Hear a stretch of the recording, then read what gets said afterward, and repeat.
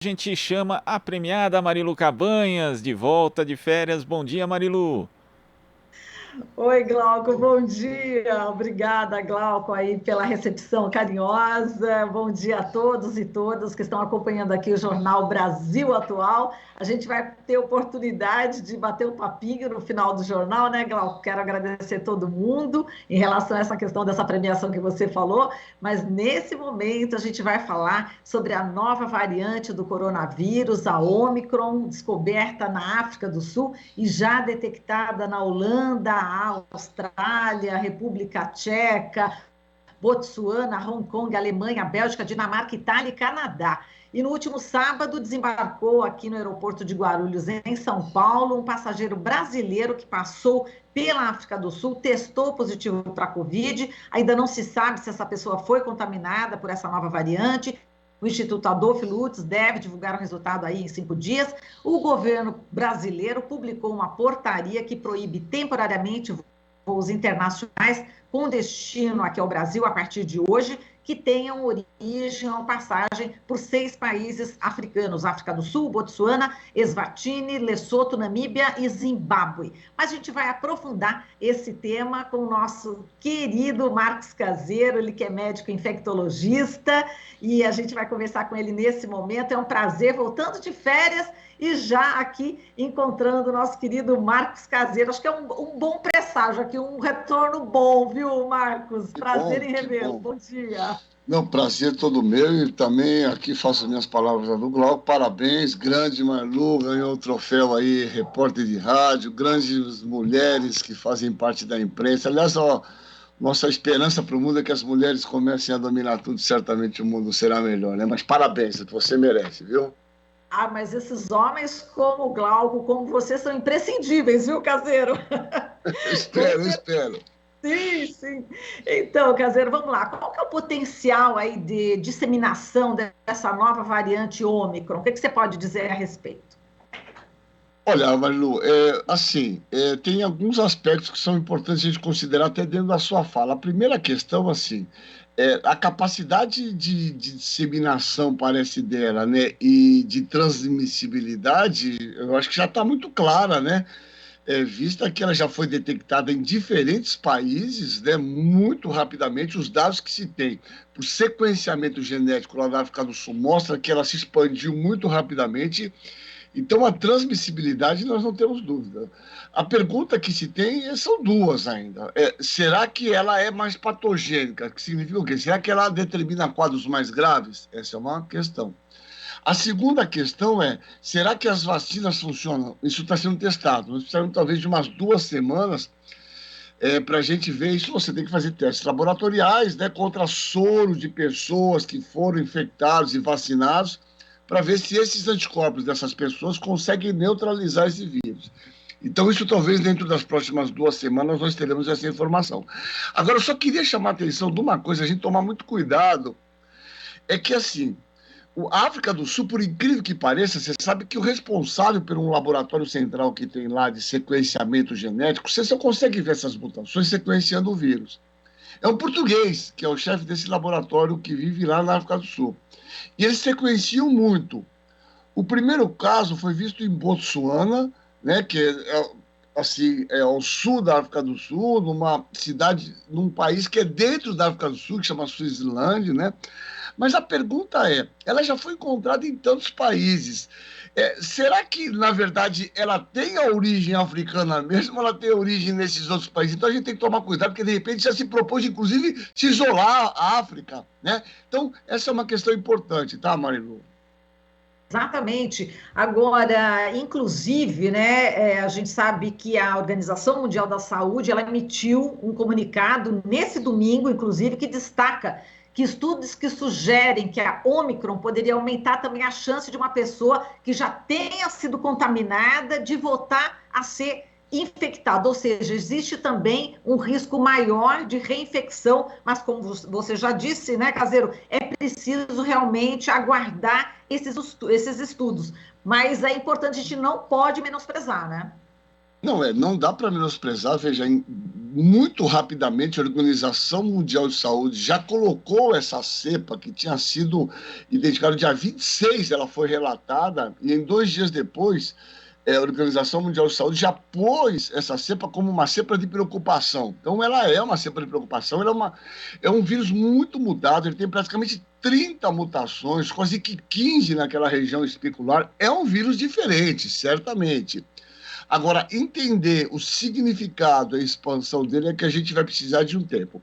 Agora, chama a atenção também, eu queria fazer aqui, eu acho que esse vírus está ensinando a Terra, né, as pessoas da Terra, um pouco mais de democracia. As pessoas têm que entender que a vacina é uma proposta coletiva. Não adianta os países ricos terem vacina, vacinarem, revacinarem, fazer reforços, mais o quarto reforço, o quinto reforço, enquanto nós não diminuirmos a circulação viral. E isso só vamos conseguir garantindo vacinação para os países mais pobres. Por exemplo, a África do Sul, que não é um país tão pobre no continente africano, perto de outros, tem 24% da população plenamente vacinado. É muito pouco. Se você não vacina, você permanece com o vírus circulando e a chance de surgir essas cepas mutantes é muito grande. Então, o mundo tem que entender que a gente tem que dividir vacina irmanamente, porque senão esses vírus mutantes vão voltar para esses países ricos, mesmo vacinados, e causar estragos lá. É o que está acontecendo, né? Bélgica, Alemanha.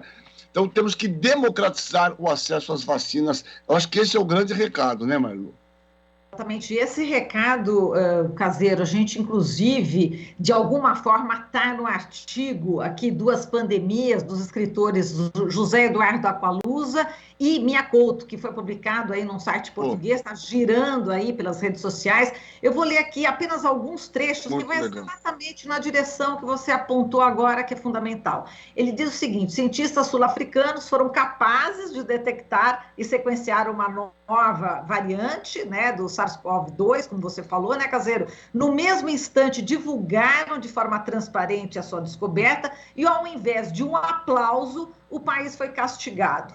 Junto com a África do Sul, os países vizinhos foram igualmente penalizados. Em vez de se oferecer trabalhar juntos com os africanos, os governos europeus viraram as costas e fecharam-se sobre os seus próprios assuntos. Ele acrescenta ainda, vou ler um outro trechinho, está dizendo o seguinte: uma vez mais, o egoísmo prevaleceu, a falta de solidariedade já estava presente e aceite com naturalidade, entre parênteses, na chocante desigualdade na distribuição das vacinas, enquanto a Europa discute a quarta, quinta dose, a grande maioria dos africanos não beneficiou de uma simples dose. E países africanos como Botsuana, que pagaram aí pelas vacinas, verificaram com espanto que essas vacinas foram desviadas para as nações mais ricas. Portanto, os governos fizeram o mais fácil e menos eficaz. Ergueram muros para criar uma falsa ilusão de proteção. Era previsível que novas variantes surgissem dentro e fora dos muros erguidos pela Europa,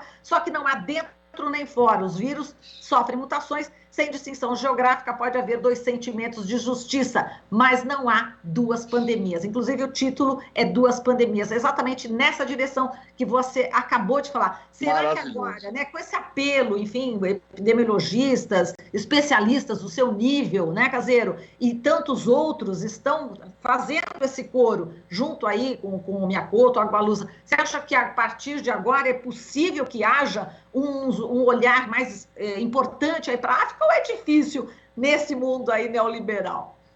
Eu acho difícil, aliás, maravilhoso. O Mia Couto é sempre fabuloso, né? A gente fica até emocionado. Esse cara é sensacional. Não tinha lido, vou ler, mas é uma constatação meio óbvia. Veja, existe informação, veja só, a barbaridade, mano, que Botsuana, que é um país pobre, que foi assolado pela questão do HIV, saiba que há 2 décadas Botsuana tinha 37, eu vou te dizer o número, 37% da população infectada pelo HIV. 37%. No nosso país, é em torno de 0,7%. Então, imagina a situação desse país. Eles pagaram, e o que eu tenho informação, que pagaram adiantado para a compra da vacina, que me parece, eu não sei se foi uma Moderna ou uma Pfizer, a preço de $25 cada vacina. E aí, na verdade, tinha uma programação de entrega, eles simplesmente deixaram para entregar posteriormente aos custos de levar essa vacina para países desenvolvidos. Isso é uma vergonha. O mundo precisa mudar e eu acho que esse vírus, sinceramente, ele veio de alguma maneira para ensinar as pessoas que a gente tem que pensar coletivamente. Dá para ficar olhando para o seu próprio umbigo. Ainda que a vacina traga uma proteção individual, vacina só tem lógica com proteção coletiva. Enquanto o mundo não tiver vacinado, esse vírus vai continuar circulando e vai bater na porta desses países ricos, sim. Exato. Agora, a importância também de rastrear aí os passageiros que chegam aí desses países da África, não é, Caseiro? Isso é fundamental, mas tem um outro problema, viu, Manu? A questão não é só a África. Eu não sei te falar, eu tenho muitas dúvidas. Eu acho, por exemplo, que nós não temos, eu já estive na África do Sul 2 vezes, num congresso de AIDS, eu acho que nós não temos voos direto, por exemplo, de países africanos, talvez um ou outro, para aqui para o Brasil. O grande questão Manu, é simples, nós temos que rastrear todos os passageiros que vêm de países de fora, assim como a reciprocidade. Vá para os Estados Unidos, vá para o continente europeu, vá para Portugal, vá para Israel, vá para onde você quiser. Você tem que, aqui no Brasil, já fazer uma testagem negativa em 72 horas. Quando chega lá, você é testado e você fica minimamente de 4 a 5 dias isolado em quarentena antes de sair. O Brasil tem que fazer isso, não como esse nosso presidente, esse ministério. Veja, o Ministério da Justiça aqui atropelou o Ministério da Saúde, dizendo que o Brasil não precisaria fazer testagem. Isso é uma barbaridade. Nós temos que ter vigilância em aeroporto. O vírus não sabe nadar e não sabe voar. Ele vem por intermédio das pessoas que chegam ao nosso país. Então, essa vigilância em portos e aeroportos é imprescindível. Perfeito. Agora, Caseiro, com o surgimento da Omicron, né, novos casos de Covid em países europeus e asiáticos, apareceram aí parlamentares bolsonaristas, né, a gente já conhece, Osmar Terra, Bia Kicis, dizendo que isso acontece por causa da ineficácia das vacinas. Fake news. Vou aproveitar você para exatamente contrapor essa fake news, essa notícia falsa. É muito importante que as pessoas saibam que a vacina, sim, é muito importante, né?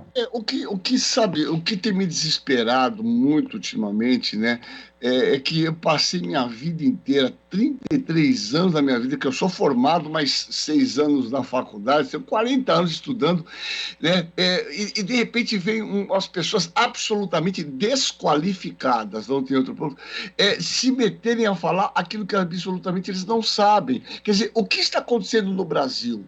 Né? Por que está acontecendo isso no Brasil, essa queda do número de casos? Por quê? Por conta da eficácia da vacina. Os dados de relação de eficácia são absolutamente surpreendentes. O que acontece é que as vacinas perdem eficácia com o tempo, assim como acontece com a vacina da gripe. Agora, você discutir, nós não temos outro caminho a não ser vacinação. Eu espero, e você sabe que apesar desses fake news desses caras, o brasileiro é um povo inteligente e não deixou de se vacinar. Nós chegamos nos maiores índices de vacinação e não avançamos mais porque não temos vacina. Então, eu acho que apesar dessas idiotas, que não tem outra palavra, totalmente desqualificadas em termos de falar aquilo que não sabem, o brasileiro não dá bola para essas pessoas, felizmente, né? Exato. Agora, as pessoas que ainda não se vacinaram, a gente, ainda bem, como você falou, ainda bem, é praticamente mínima, né? O número de pessoas aí que não se vacinaram. Mas eu acabei me deparando com uma pessoa conhecida que não se vacinou. Eu falei, meu Deus, e eu falei tanto para as pessoas, né, pelo WhatsApp também, alertando, enfim, sou jornalista, tenho o meu papel aí, minha função social, preciso informar as pessoas que eu conheço. E olha, você sabe que teve uma pessoa que próxima e acabou. Eu só perguntei a ela qual vacina que você tomou. Aí que eu descobri que ela não tinha sido vacinada. Falei assim: olha, eu não tomei vacina. Então, por favor, é uma pessoa que é uma colaboradora, inclusive, falou assim: olha, não dá, a gente não pode ficar no mesmo local. Né? Infelizmente, você vai ter que tomar a vacina e já estamos na segunda dose, já está se falando em terceira dose, você nem tomou a primeira. E essa pessoa também é ligada a uma igreja evangélica, e eu fico pensando, eu perguntei o motivo, ela falou medo, eu tenho medo de tomar. Agora, eu acabei não sabendo se foi fake news de bolsonarista, se foi igreja. Bom, como convencer uma pessoa, né? Ainda bem que são poucas as pessoas aqui no Brasil. O que você falaria, caseiro? Eu já dei tantos argumentos, mas, enfim, qual argumento que você utilizaria para as pessoas que ainda resistem a não tomar a vacina? Eu acho, Marlo, que o argumento fundamental assim, nós temos o maior programa de imunização do mundo, que é o PNI, criado em 73. A pergunta é se as pessoas têm filhos, ou se as pessoas falam assim, você levou seus filhos para serem vacinados, eles têm a carteira vacinal. Em algum momento... E aí a gente vê que isso tem a ver com polarização. Em algum momento a gente fez qualquer discussão sobre efetividade, em nenhum momento a gente pega as crianças, vai lá, põe o bracinho, leva a vacina em todo lado. Veja, as vacinas, eu acho que assim, um dado, eu diria, as vacinas foram responsáveis por eliminar praticamente da Terra hoje, né, uma doença que chama poliomielite. Uma grande parte dessas pessoas cadeirantes que andam sob cadeira de roda que a gente vê foram vitimadas por poliomielite. É um vírus que leva a uma paralisia flácida. Essa doença foi erradicada com aquelas gotinhas, a famosa Sabin. Veja, que mais evidência a gente erradicou a varíola da face da terra com a vacinação. A gente acabou com aquelas doenças comuns da infância, sarampo, catapora, rubéola, coqueluche, tétano. Veja, o que mais as pessoas precisam de evidências para acreditarem que essas vacinas sejam a única forma que nós temos de sair dessa crise que o mundo inteiro hoje está sendo vitimado. Então, assim, é uma total ignorância e realmente, às vezes é muito difícil, viu, Marilu? Eu tenho esse entendimento de que algumas pessoas... E eu perdi minha capacidade de discutir. Você acha que não tem... É por isso que a gente tem que garantir o máximo daqueles que realmente entendem que é importante. Porque, de alguma maneira, esses poucos, indiretamente, estariam sendo protegidos, né? Agora, Marcos, vamos fazer aí uma análise da situação atual aqui da pandemia do Brasil, né? O país registrou nesse domingo 78 mortes por Covid, com média móvel de 227 óbitos. Já são 614.314 pessoas que morreram dessa doença no país. Qual que é a análise desse estágio atual, com essa Ômicron também chegando? O que você falaria? Eu acho, viu, mano? Primeiro, eu acho que assim, a gente não pode baixar a guarda, a gente tem que continuar. Então, essa discussão de retirar máscaras, de carnaval, eu acho que é totalmente inapropriada essa discussão, inoportuna e não apropriada para este momento. Agora, eu acho que o nosso cenário diante do mundo não é o dos piores. E eu te explico que há dois fatores para isso. Um fator é o fato de nós termos, por exemplo, uma vacinação que já chegou em torno de 62%, 63% no Brasil. É um dado sensacional, com 2 doses, né? É um dado muito significativo. O segundo fator é que certamente nós temos um grande contingente de pessoas que já se infectaram e, de alguma maneira, já produziram anticorpos também, né? E se infectaram com uma variante do vírus, que é a nossa P1, que era aquela variante gama, que certamente parece trazer uma proteção cruzada contra esses vírus bastante boa. Por quê? Porque você vê que, apesar da Delta ter chegado aqui no país e chegou, ela não trouxe o mesmo impacto que a Delta trouxe em outros países, né?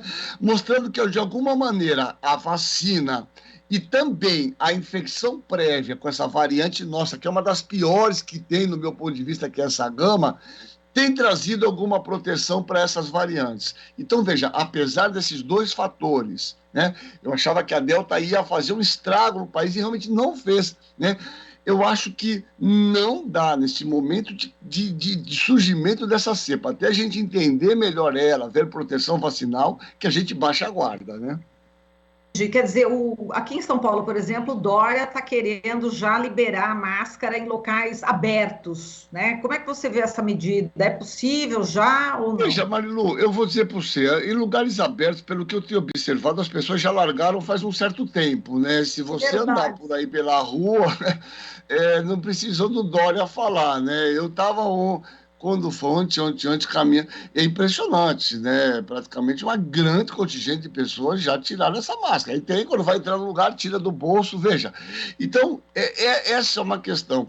Eu fico me perguntando se não é mais fácil a gente ficar com máscara, dar uma caminhada para entrar nos lugares, porque você se põe, tira a máscara, você põe a mão, se contamina tudo.